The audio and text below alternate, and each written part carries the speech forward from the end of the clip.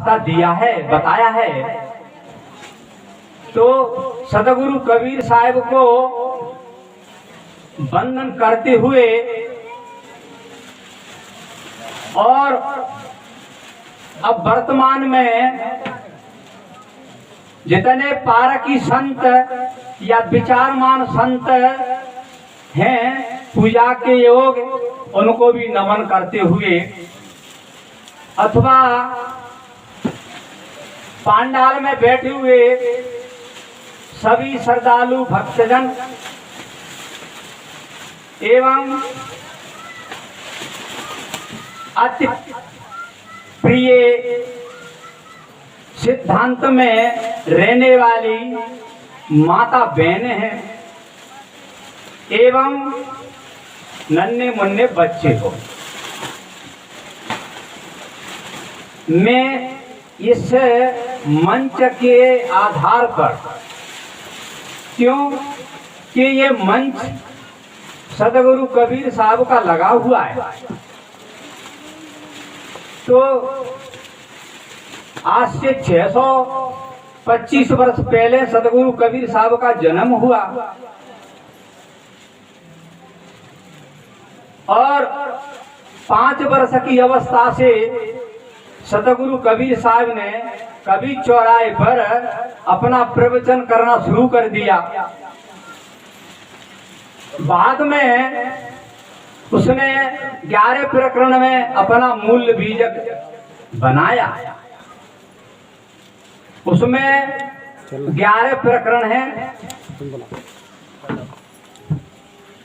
पहला प्रकरण रमैनी है और दूसरा प्रकरण शब्द है। तो पहले 11 प्रकरण पे बोल चुके, अब हम दूसरे प्रकरण पे बोलते हैं। सतगुरु कबीर साहब ने जहां कसर खोट देखा, वहां सतगुरु कबीर साहब उस जमाने में मुसलमानों के हाथ में तेगा था, हिंदुओं के हाथ में बाण था, लेकिन उसे समय पर भी दोनों दीन की भारी बड़ी सत्ता होते हुए भी सतगुरु कबीर साहब ने जहां कसर खोट देखा था कहने बिना भी चूके नहीं। जैसे कि तैसी कहवे में उनके दिल में कोई भी प्रकार का संकोच नहीं था। तो उन्हीं के बीजक शब्द 40 के एक पंथी लेकर के बोलते हैं। तो उस जमाने में काशी में अधिकांश ब्राह्मणों का बोलबाल था, बहुत भयंकर, और मुसलमानों को भी था।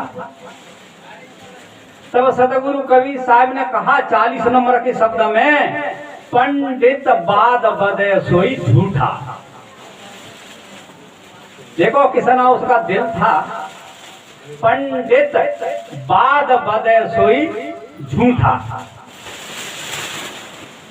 सतगुरु कबीर साहब ने एक पक्ष लेकर के नहीं किया, निराधार किया है। पंडित सतगुरु कबीर साहब ने जाति सो नहीं कहा है, पंडित कहिए बुद्धिमान। तो सतगुरु कबीर साहब कहते हैं, बुद्धिमान, हे वेदों के ज्ञाता, जो तुम बात बदते हो वो सरासर झूठा है। तो सर्वप्रथम में सतगुरु कबीर साहब ने कहा है कि सर्वप्रथम में पंडित ब्रह्मा हुए। सर्वप्रथम में पंडित, सतयुग में पंडित ब्रह्मा हुए। ब्रह्मा ने चारों वेदों में बाद बद करके किया है, सत्य लगा करके किया है, मोहर लगा करके किया है कि इस ब्रह्म परमात्मा बिल्कुल है। सतगुरु कबीर साहब कहते हैं यदि तुम बात बदते हो, शर्त लगा करके कहते हो, तो उसको सामने लाइए, उनको दीदार कराइए, उससे मुलाकात कराइए, तब लोगों को संतोष होगा। अथवा रूप रंग से हीन बताते हो उसको, तो फिर उसे देखोगे कैसे, पाओगे कैसे, और तुम्हारी बात पे विश्वास कैसे करेंगे, यकीन कैसे होगा, हमारे दिल को शांति कैसे मिलेगी कि वो है कि नहीं। तो सतगुरु कबीर साहब कहते हैं पंडित बात बदे सोई झूठा। तुम जो बात बद के कहते हो वो झूठा है सरासर। कैसे झूठा है कि उस जमाने में भी वो बात थी, लेकिन आज तक वो बात चली आई है। उस जमाने से लेकर के वो बात आज तक चली आई है। उनके आधार पर, उनके नाम पर यदि सप्ताह या ज्योतिष के आधार से कोई ग्रह नक्षत्र मूल बताते हैं, तो वो भी आज झूठी पाई जा रही है।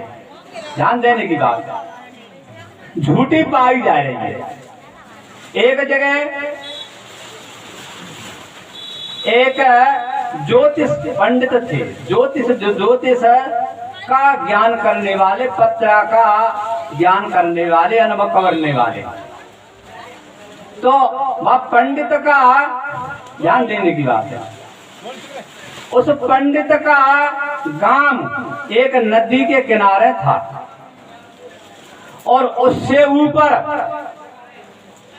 एक राजा का महल था। पंडित जी का काम क्या था कि ज्योतिष से किसी भी बच्ची की जन्म होता था तो वो उसकी गृह मुहूर्त, शुभ अशुभ जन्म तिथि देकर थे। सारे जगह वे भी जाते आते रहते। शुभ संस्कारों के अनुसार उस राजा के एक कन्या पैदा हुई थी। पंडित जी को बुलाया गया। राजा ने कहा, पंडित जी महाराज, ये देखो कि हमारी कन्या जो उत्पन्न हुई है वे शुभ संस्कार में हुई है या अशुभ संस्कार में हुई है। पंडित जी ने कहा कि उस कन्या को सामने लाइए, उसकी मस्तक रेखा देख करके, पद्म रेखा देख करके और उसका संस्कार देखेंगे, कैसे संस्कारों में उसका जन्म हुआ है। सज्जनों, राजा की कन्या अति स्वरूपमान थी, अति ही सुंदर थी। उस कन्या का स्वरूप देख करके, उसका चेहरा, उसकी रौनक देख करके और पंडित जी का मन चलायमान हो गया। पंडित जी का मन चलायमान हो गया तो पंडित जी ने पत्रा खोल करके और अपना स्वार्थ सिद्ध करने के लिए राजा से कहा कि राजा साहब, ये बच्ची कन्या अभी तो बालक है, यदि कन्या जवान हो जाएगी तो तुम्हारा धन संपत्ति, राजकाज, फौज पलटन सारा नष्ट हो जाएगा।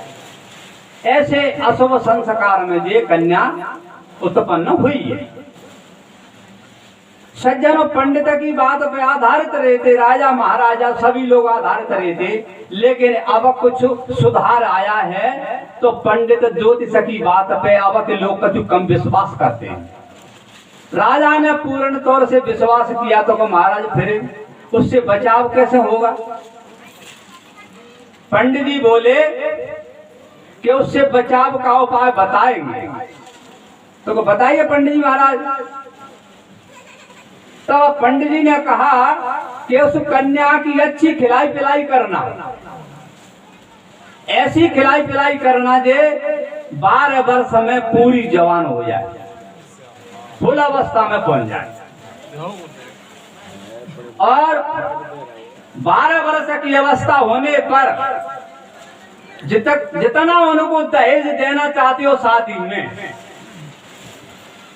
इतना दहेज रख करके और एक मंजूषा बनवा करके और मंजूषा में उस कन्या को बैठान करके और सारा जो संपत्ति है आप दहेज देते हो, सारा दहेज उसी मंजूषा में रखा जाए। काठ का मंजूषा बना करके और सारा उसी में रखा जाए, और फिर उस कन्या को उस नदी में पुवा देना और सोई तुम्हारा पीछा बच जाएगा, तुम बच जाओगे, उस घोर संकट से आप बच जाओगे। सज्जनों, राजा ने ऐसी ऐसी खिलाई पिलाई करी, क्योंकि ऐसी ऐसी वस्तु संसारों में हैं उससे आदमी अष्टकोष दंडी हो जाता है। ऐसे आसाराम जी ऐसी एक भस्म खाते तो 72 की बस्तर की अवस्था में हूँ, 12 वर्ष की जवान के तवान काम करते। तो इसी प्रकार से उस कन्या के खिलाने पिलाने की राजा ने ऐसी व्यवस्था करी तो वो 12 साल में फुल जवान हो गई। पंडित के कहने के अनुसार वो कन्या उनने राजा ने उस मंजूषा में बैठा करके और अधिक से अधिक दान दहेज दिया और बैठा करके उसका कुलप बंद करके और नदी में पुआ जाए। अब वो तो मैं पंडित जी दिना गिनते रहे कि 12 साल आज है रही है, ध्यान दीजिए। पंडित जी गिनते रहे दिना के पूरी 12 साल आज है रही है। पंडित जी ने कहा भाई चेलों से कि आज नदी में एक मंजूषा आएगा और नदी में तुम जाओ, उस मंजूषा को पकड़ करके मेरे पास ले आइए, लेकिन खोल के नहीं देखना है। सज्जनों, पंडित के चेले थे, वो नदी किनारे पहुंचे। अब बीच में ही एक समस्या अलग खड़ी हो गई। पहले ऋषि मुनि ज्यादा चलते, तो 7 ऋषि 7 ऋषि जंगल में तपस्या करके आए और भी अपने घर पे आया। तो उन्होंने क्या काम किया कि एक भालू पकड़ के लाए। वे 7 ऋषि एक भालू पकड़ के लाए, रीछ। अब वो मंजूषा को बबता देखा तो भी 7 ऋषि ने वो मंजूषा पकड़ लिया। मंजूषा पकड़ करके मंजूषा खोलो तो उसमें एक सुंदर कन्या थी। सज्जनों, सुंदर कन्या तो भी ऋषि ने बाहर निकाल ली, सारा दहेज निकाल लिया। ध्यान देने की बात है। और वो भूखा भालू, वो भालू उस मंजूषा में पैक कर दिया। क्या कही?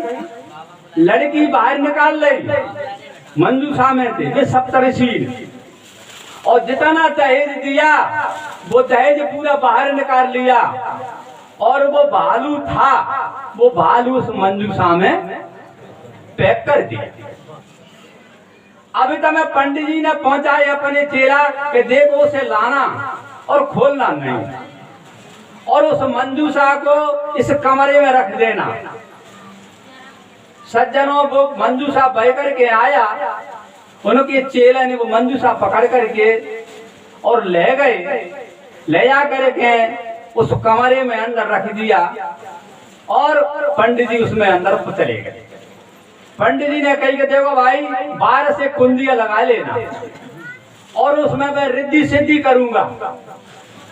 पंडित जी बोल रहे इसमें मैं रिद्धि सिद्धि करूंगा और कितनी जोर जोर से चिल्लाऊं, लेकिन रिद्धि सिद्धि करूंगा। आप गेट को खोलना नहीं, आप गेट को खोलना नहीं। मैं रिद्धि सिद्धि करूंगा, गायत्री पढ़ूंगा, तो गेट को खोलना नहीं। अब सज्जनों 3 दिना को भूखो भालू, 3 दिना को भूखो भालू, तो भागो गेट खोलो। और रीछ को तो मांस आहार ही होते, रीछ को ना रखो तो आहार ही होते। सज्जना वो भूखो भालू थे तो पंडित थे। पंडित कह रहे भैया खोलियो के बारे खाए डारो, खोलियो के बारे खाए डारो, खोलियो के बारे खाए डारो। आप चेला कहने लगे भैया पंडित जी की गायत्री मंत्र तो बहुत जोरदार है और बाहरी करी रिद्धि सिद्धि है। सज्जनों बाहरी चिल्लायो, पंडित तो पकड़ा दे, फिर नहीं खोलोगे। रीछ ने पूरा फाट डारो, पूरा फाट डारो। तई अपने खूनक से लेकर के पंडित जी ने एक श्लोक को दीवार अपने खून में उंगली बोर बोर करके एक श्लोक लिखो। क्या लिखो? मम इच्छा सर्वो नास्ते देव प्रवर्ते नाय, राज कन्या राज द्वारे विप्र बालू भज्जते।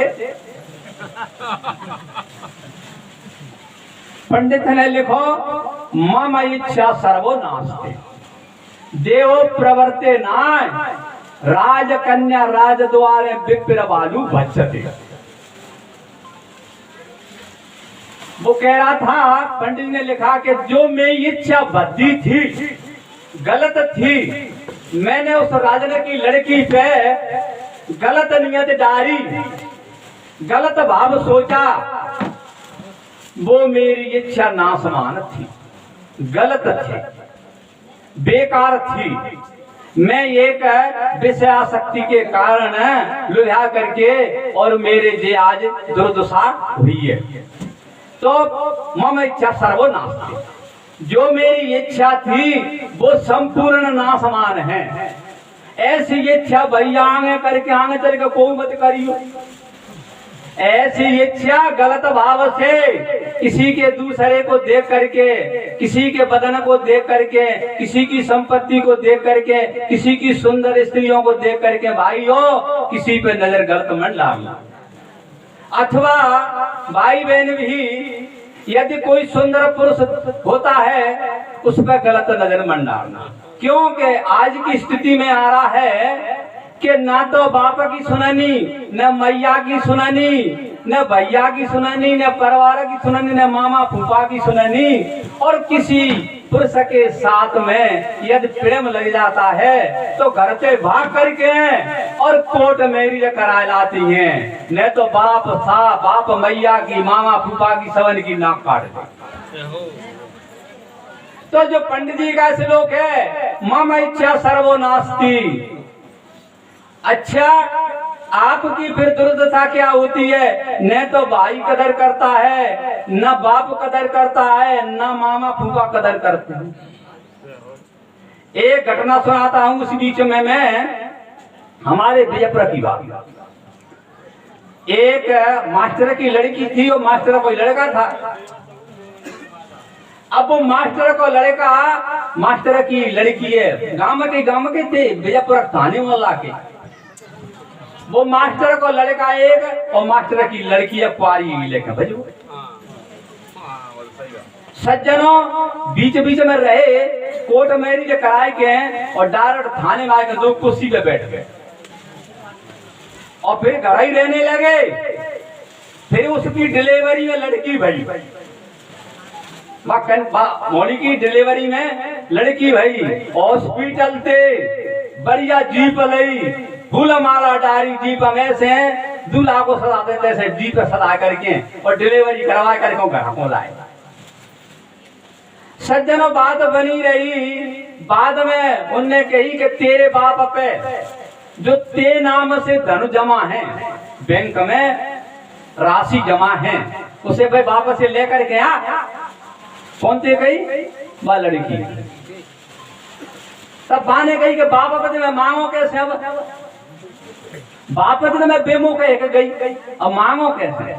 बानो कहीं देख के तो वह धनेला और नहीं समझ ले। फिर सज्जनों वो धने तो ले भी नहीं गई, लेकिन रात में कुंडी बंद करके नू और बिल्कुल साफ गलो काट के अलग करी लड़की, गलो काट के अलग करी लड़की, बिल्कुल दो टूक करे। और वो लड़का आज तक झूठा होता जेल हो गया। तो वो पंडित को दार कह रहे मम इच्छा सर्वो नास्ति देव प्रवर्ते नहाए, पराए धन पे कभी भी गलत दृष्टि मती डालो। मम इच्छा सर्वो नास्ते देव प्रवर्ते नहाए।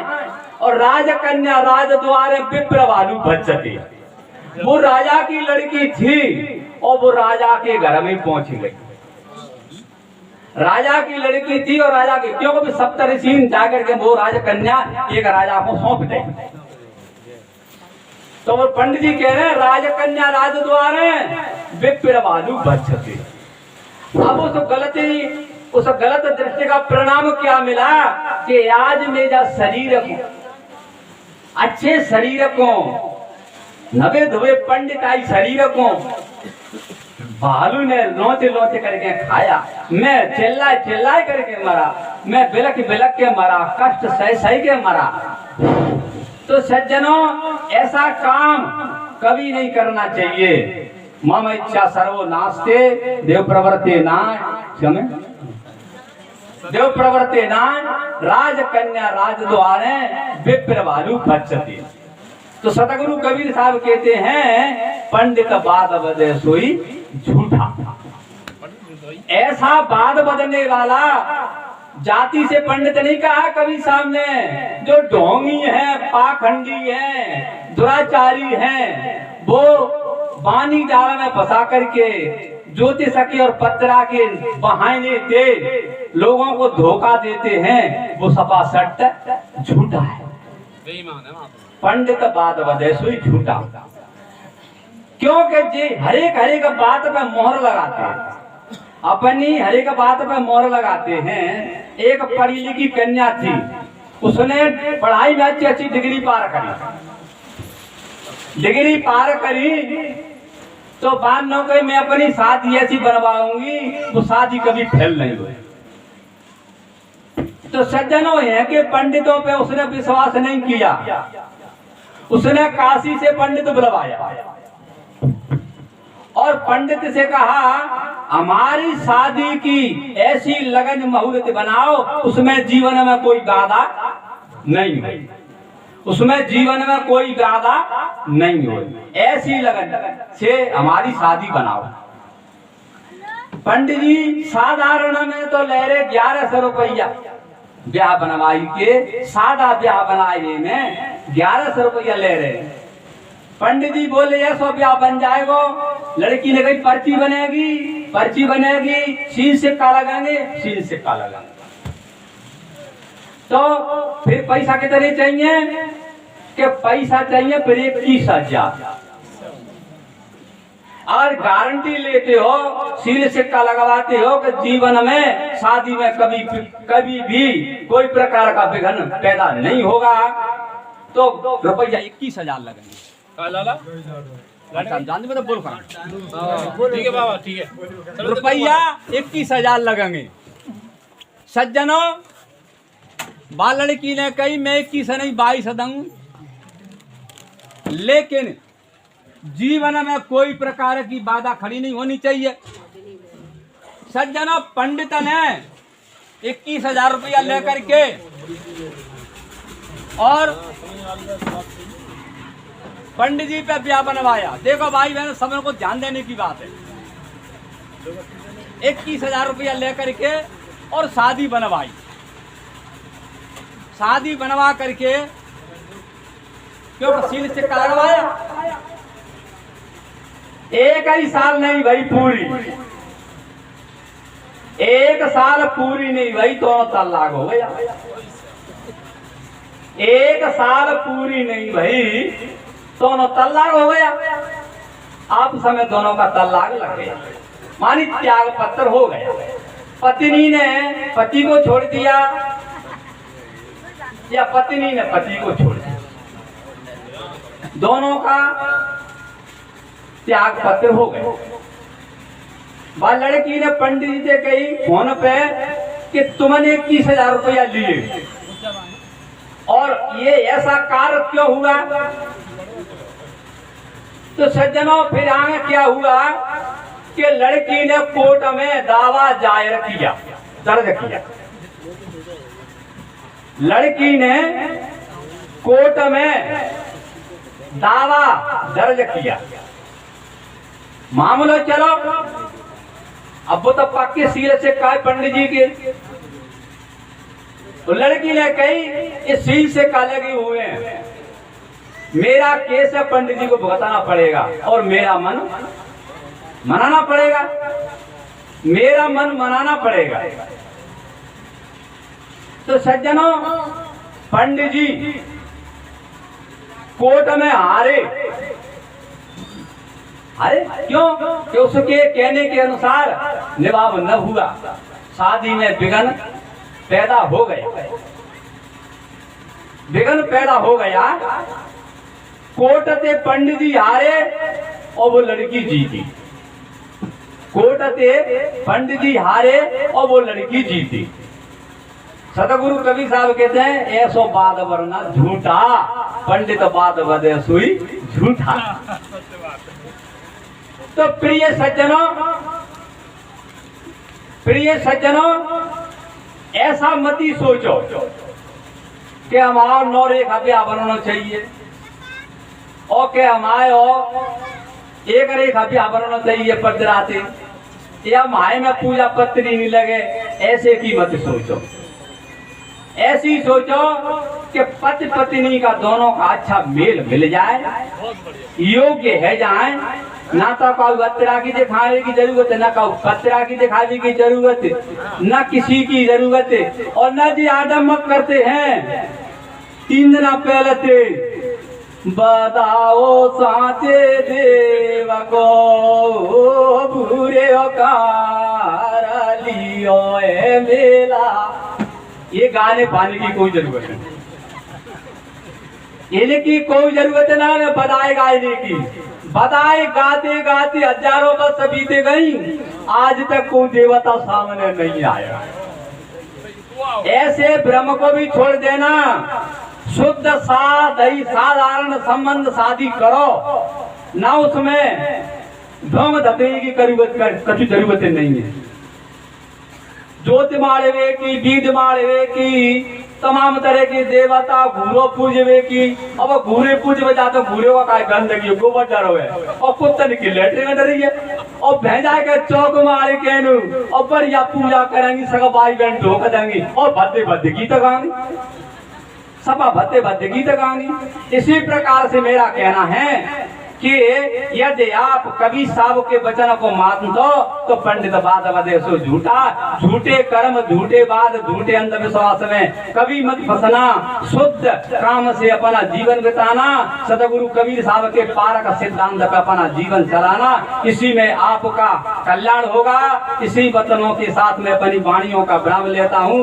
बोलिए संत सम्राट सतगुरु कबीर साहब।